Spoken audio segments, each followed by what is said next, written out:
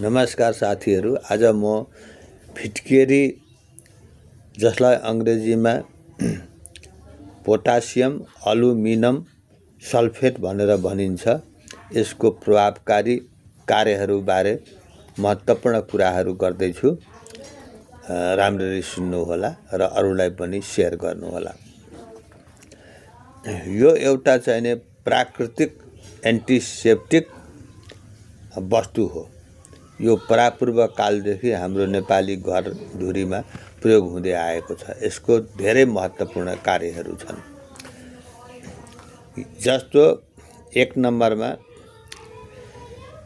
मानिसको लागि यसले गर्ने फाइदाहरूमा वाटर प्युरिफिकेसन गर्दछ, पानीलाई सफा पार्ने काम। तपाईले एक बाल्टिन पानी फोहोर पानी लिनुस् र त्यसमा चाहिने तपाईले 1 लिटरमा 1 वा 2 ग्राम यो फिटकेरीको चाहिने धुलो हालिदिनुस् र एकछिन छोड्नुस् र यसपछि त्यो के हुन्छ भने सबै त्यो फोहोरहरू तल जम्दछ र माथि सफा पानी आउँदछ। अब 2 नम्बरमा दाढी काटेपछि पनि यसको प्रयोग हुन्छ।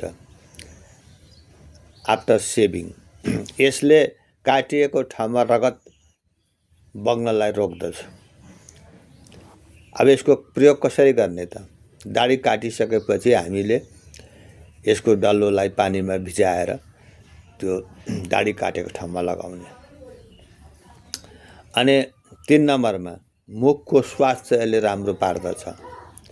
मुख गनाउने, दाँतबाट रगत आउने, दाँत दुख्ने यो समस्याहरूलाई यसले हटाउँदछ। यो कसरी गर्ने त भन्दाखेरि 1 गिलास मनतातो पानीमा 1 चिम्टी यसको धुलो चाहिने राख्ने र त्यसलाई चाहिँ कुला गर्ने। त्यो पानीले कुला गर्ने।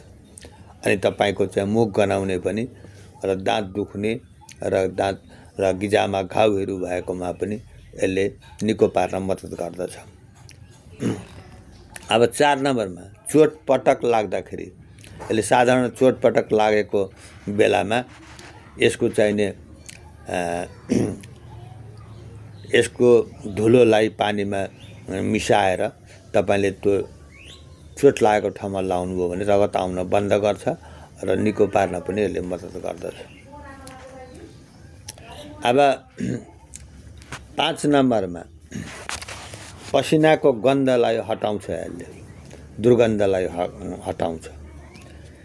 शरीरमा पसिना आएर गनाउने ठाउँमा जस्तो काखी मोजाहरूमा चाहिने यो लाउन सकिन्छ र त्यो त्यसबाट छुटकारा पाउन सकिन्छ। कसरी गर्ने त? नुहाइसकेपछि काखी वा धेरै चाहिने पसिना आउने ठाउँमा फिटकेरीको चिल्लो डल्लालाई एकछिन रगड्ने हो। अब 6 नम्बर अनुहारमा चाउरीपन आउने, रिङ्कल आउने, यसमा पनि यसले काम गर्दछ। चाउरीपनलाई हटाउने काम गर्दछ यसले।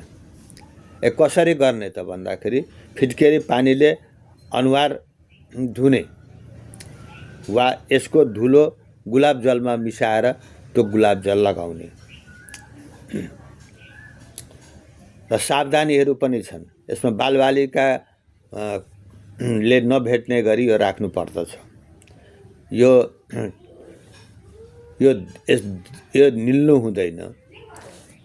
यसको धेरै मात्रामा यो निलियो भनेदेखि यसले खराब गर्दछ।